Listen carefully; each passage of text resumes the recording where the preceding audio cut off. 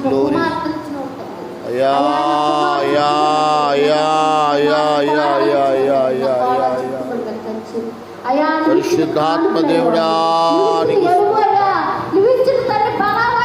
ఈ అంశాలు అడుగుతున్నారు. 7 వారాలు ఉపవాస ప్రార్థనలో జరిగించండి అయ్యా.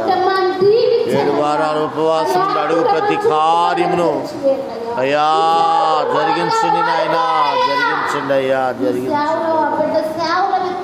యేసు నీకు వందనాలు నాయనా.